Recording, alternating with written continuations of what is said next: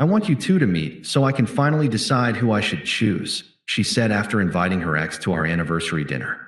I said, let me help you decide, and left the restaurant. Her ex followed me out 5 minutes later. She texted us both all night. Neither responded. Hey viewers, before we move on to the video, please make sure to subscribe to the channel and hit the like button if you want to see more stories like this. Thanks. I honestly thought I was the one. That sounds pathetic to say now, sitting here with a cold beer and a sense of freedom I haven't felt in years, but at the time, I was all in. I'm Mark, 29M, and I've been dating Vanessa, 27F, for exactly 2 years. Or I was until last night. To understand why what happened at the restaurant was so insane, you have to understand the dynamic between us. I was the safe guy. I'm an actuary. I make good money. I own my apartment. I have a 401k, and I'm generally pretty chill. I don't scream. I don't throw things, and I treat people with respect. Vanessa loved that about me, or at least she said she did. She often told me I was her anchor after a turbulent 20s spent dating artists and visionaries who usually ended up borrowing her car and crashing it. The most prominent of those ghosts was Jason. Jason was the ex-boyfriend she broke up with 6 months before meeting me. From what she told me, their relationship was a roller coaster of high highs and subterranean lows. He was a musician, talented, allegedly, but chaotic. He cheated, he lied, he disappeared for days. But she always described their connection as electric. Whenever she talked about him, her eyes would get a little too wide, her voice a little too animated. You're good for me, Mark, she used to say, squeezing my hand. You're healthy. Jason was an addiction. I took that as a compliment. I shouldn't have. About a month ago, things started getting weird. Vanessa became glued to her phone. She started using phrases like finding my truth and optimizing my future. She told me she was feeling stifled by the routine of our life. The same routine that paid for her organic groceries and the weekend trips she loved posting on Instagram. I asked her if she wanted to talk. She said she was just processing. Then came our anniversary. 2 years. I decided to go big. I wanted to remind her that stable didn't mean boring. I booked a table at Lob City Inn, the kind of place where the menu has no prices, the lighting is so dim you need a flashlight to see your fork, and the reservation list is 3 months long. It was going to be $1,000 night, easily. I bought her a vintage necklace she'd been eyeing on Etsy. I was ready to recommit.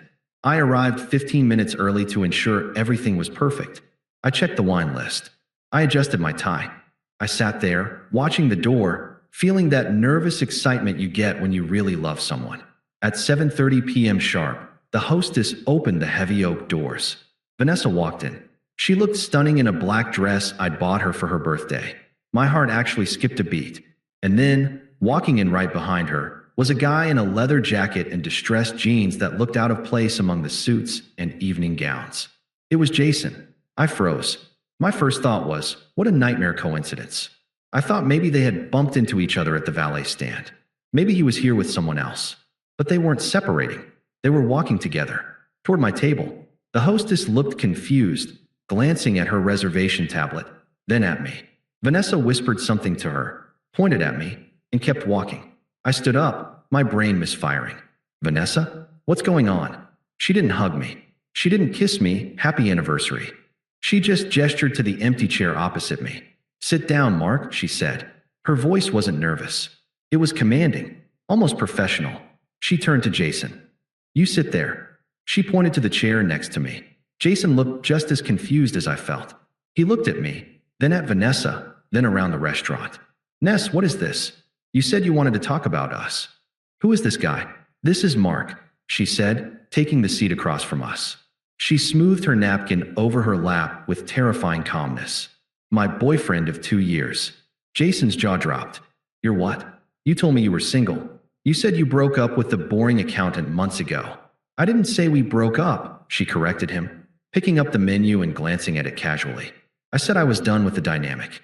And I am. I was still standing. The blood was pounding in my ears. The waiter approached, sensing the tension, and hovered awkwardly. Vanessa, I said, my voice low but hard. Why is your ex-boyfriend at our anniversary dinner? She closed the menu and looked at me. Her eyes were clear, devoid of any guilt. She looked like a CEO conducting a performance review. Because I'm at a crossroads, Mark, she said. And I'm tired of the what ifs. I'm tired of wondering if I settled for safety with you. And I'm tired of wondering if the passion with Jason is worth the chaos. I'm 30 years old next year. I don't have time to make mistakes anymore. She clasped her hands on the table.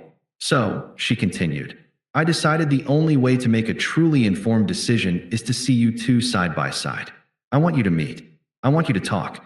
I want to see who actually fights for me. The silence that followed was heavy enough to crush the table. Jason looked at me.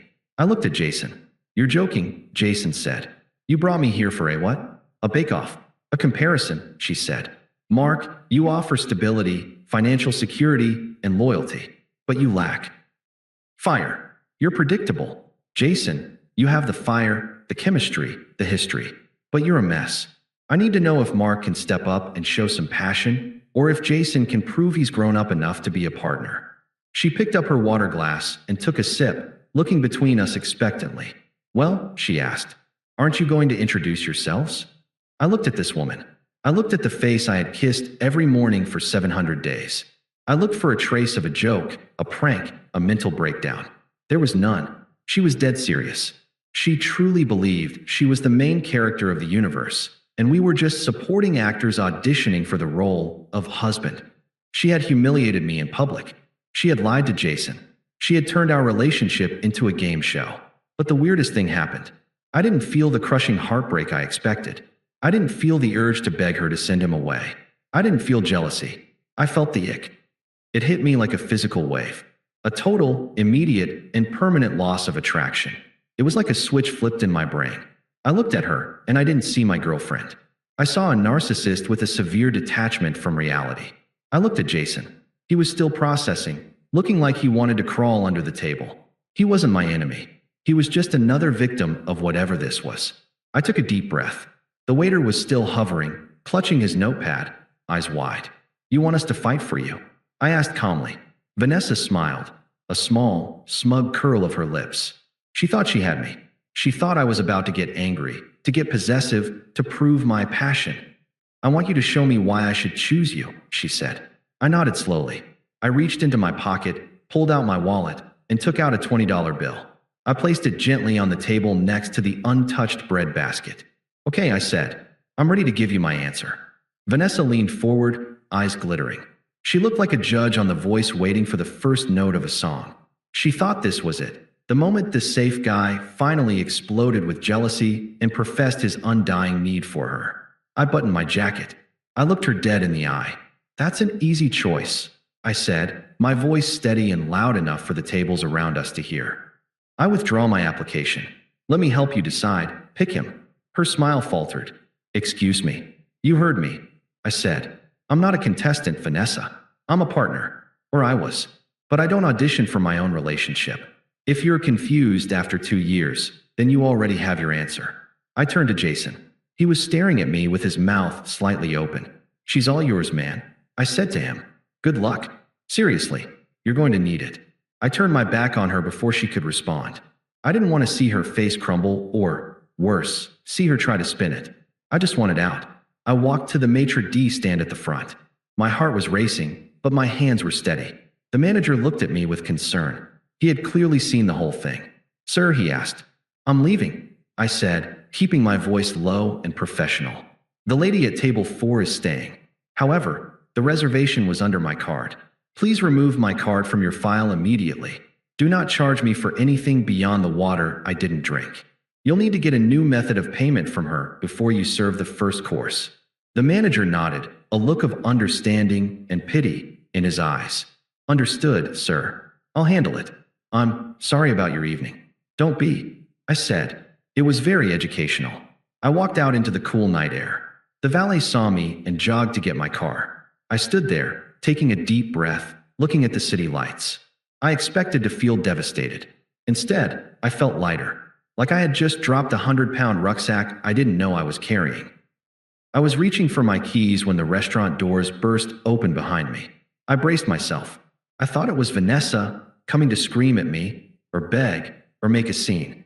Hey, wait up. It wasn't Vanessa. It was Jason. He was practically running. He looked frantic. He stopped a few feet away from me, breathing hard. Dude, he said, holding his hands up. I swear to God, I didn't know. I looked at him. Up close, I could see the panic in his eyes. He wasn't the bad boy villain Vanessa had painted him to be. He was just a guy. She told me she was single, Jason said, the words tumbling out. She texted me out of the blue yesterday. Said she had closure she needed to give me. Said she wanted to meet at a nice place to apologize for how things ended between us. She never mentioned you. She never said anniversary. She never said anything about a competition. I believed him. It tracked perfectly with Vanessa's main character syndrome. She had manipulated the narrative for both of us to set up her perfect dramatic climax. I believe you, I said. She told me she wanted to celebrate our anniversary. She never mentioned you either. Jason shook his head, looking back at the restaurant door like it was a haunted house. That was the craziest thing I've ever seen. Who does that? Who sits two guys down and asks them to debate? Someone who thinks she's the prize, I said. Well, she's not, Jason said, rubbing the back of his neck. The second you stood up, I looked at her, and she was just staring at the empty chair like she couldn't process the error code. I told her, "You're insane," and I walked out right behind you. We stood there for a second in the valet circle. Two guys who, 10 minutes ago, were supposed to be rivals fighting to the death for the heart of a fair maiden. Now, we were just two survivors of a train wreck. So, Jason said, looking at me, "She's in there alone?" "Yep," I said. "And you canceled the payment?" "Yep." Jason let out a short, incredulous laugh. "Damn, that's cold. I respect it." My car pulled up. The valet opened the door. I looked at Jason. "I'm going to grab a beer at that dive bar, the Rusty Knot, about 2 blocks down. I need to wash the taste of this night out of my mouth. You want to come?" Jason didn't hesitate. "Hell yes. I'm buying." We sat in a dark booth at the Rusty Knot. It was the polar opposite of Lob City Inn. Sticky floors, cheap beer, and a jukebox playing AC/DC. It was bizarrely therapeutic. Jason and I compared notes. The picture that formed was horrifying. "She used to do this thing," Jason said, taking a pull of his beer, "where she'd compare me to her dad. My dad would have fixed that shelf already. My dad makes more money than you." It drove me nuts. "She did the same to me," I said, "but she compared me to you." Jason was so spontaneous. Jason understood my artistic side. Jason snorted. "Spontaneous? I was unemployed, man. I didn't have a schedule. And artistic? I play bass in a cover band. She hated my band. She called it noise pollution until we broke up. Then suddenly, I was a tortured genius." We realized we were two sides of the same coin. Vanessa didn't want Mark, and she didn't want Jason.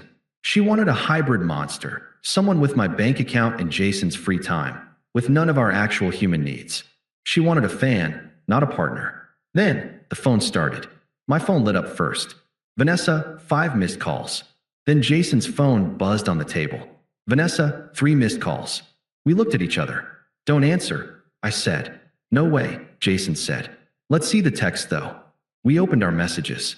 It was a masterclass in spiraling. My phone, 8:15 p.m. "Where did you go?" "This isn't funny, Mark." 8:17 p.m. "The waiter just asked me for a card." "You seriously canceled the payment? On our anniversary? That is financial abuse." 8:20 p.m. "Mark, come back. We can talk about this. I just wanted to be sure. Isn't it better that I'm honest about my feelings?" 8:25 p.m. "Pick up the phone. Everyone is staring at me." Jason's phone. 8:16 p.m. "Why did you follow him? He's boring, remember? You hate guys like him." 8:19 p.m. "Jason, don't leave me here. I don't have my wallet. I switched purses for the outfit."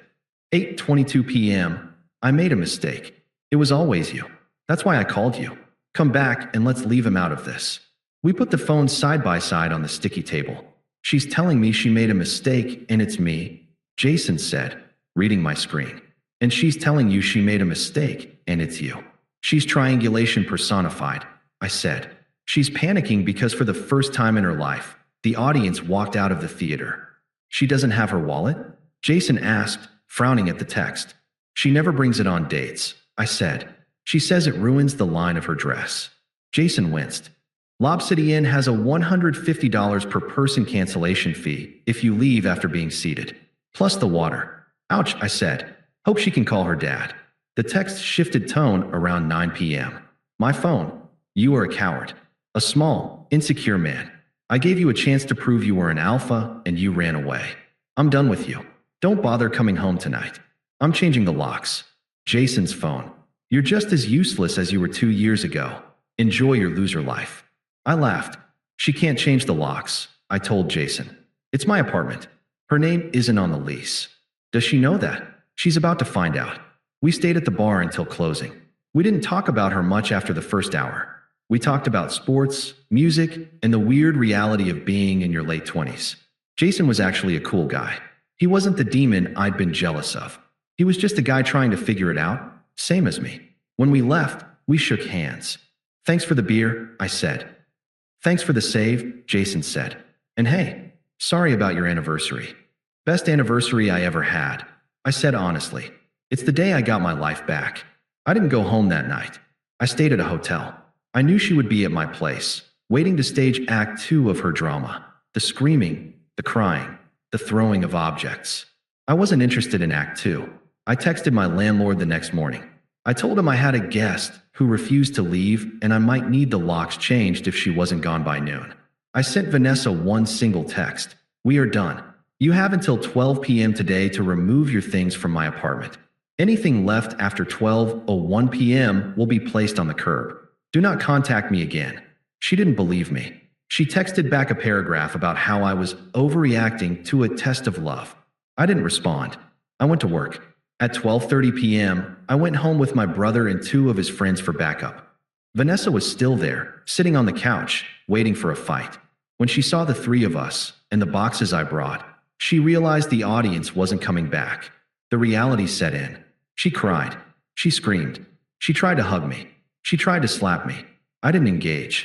I just packed. My brother stood between us like a bouncer. It took 2 hours to clear her out. She left screaming that I would regret this, that I would never find anyone like her. That's the plan, I muttered as I closed the door. 6 months later, I'm dating someone new. Her name is Sarah. She's a nurse. She's funny, kind, and when we go to dinner, she brings her wallet. I heard from a mutual friend about what happened to Vanessa. After the dinner from hell, she tried to spin the story on social media.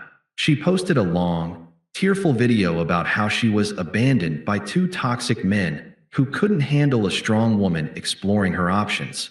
It might have worked, except Jason saw it. He didn't write a long post. He just commented underneath, "You invited your ex to your anniversary dinner and asked us to debate who loved you more. We both left because that's psychotic. Also, you still owe me $20 for the Uber." The comment got more likes than her video. She deleted the post an hour later. Last week, I got a notification on my Ring doorbell. I was in the kitchen making dinner with Sarah. I checked my phone. It was Vanessa. She looked different, tired, less put together. She was standing on my porch, shifting her weight. She rang the bell. "Who is it?" Sarah asked. "Nobody," I said.